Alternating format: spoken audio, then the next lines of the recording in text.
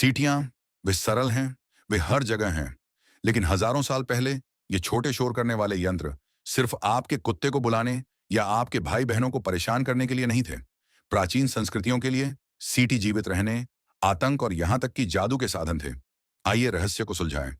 इसकी कल्पना करें, आप 500 ईसा पूर्व में हैं। कोई फोन नहीं, कोई सायरन नहीं। आप संदेश कैसे तेजी से भेजते हैं? आप सीटी बजाते हैं, लेकिन आपकी दादी की तरह नहीं, जो आपको रात के खाने के लिए बुलाती हैं। हम हड्डियों को कंपा देने वाली, कान को चीर देने वाली सीटी की बात कर रहे हैं, जिसे मीलों तक सुना जा सकता है। मायांस को ही लें। उन्होंने खोपड़ी और जगुआर के सिर पर सीटी उकेरी। जब बजाया जाता था तो ये चीजें चीखते हुए राक्षसों की तरह लगती थीं। पुरातत्वविद उन्हें मौत की सीटी कहते हैं। कल्पना करें कि आप एक दुश्मन योद्धा हैं और अचानक जंगल खुद आप पर चिल्लाता है। आप भी भाग जाएंगे। लेकिन सीटी सिर्फ डर पैदा करने के लिए नहीं थी।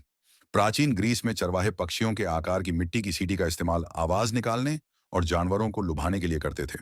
सेल्ट्स के लिए कांस्य सीटी योद्धाओं के साथ दफना दी जाती थी, शायद उनकी आत्माओं को परलोक की ओर ले जाने के लिए।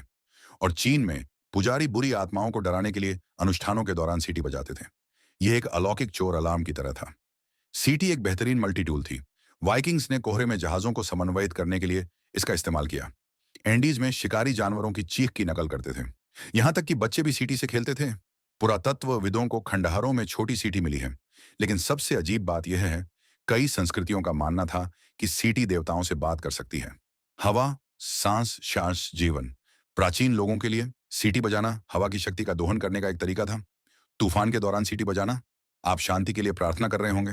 अंतिम संस्कार में सीटी बजाना, आप मृतकों का मार्गदर्शन कर रहे हैं। यह विज्ञान, आध्यात्मिकता और अंधविश्वास सभी का एक साथ मिश्रण था। आज भी हम सीटी बजाते हैं, टैक्सियों के लिए, ध्यान आकर्षित करने के लिए, मौज मस्ती के लिए। लेकिन जब आप उस तीखी स्पष्ट आवाज को सुनते हैं तो याद रखें, आप एक प्राचीन जुनून का दोहन कर रहे हैं। एक ऐसा उपकरण जिसने दूरी, अराजकता और यहां तक कि अज्ञात को भी जीत लिया। ये सब एक सांस और मिट्टी के एक टुकड़े में कुछ चतुर छेदों के साथ।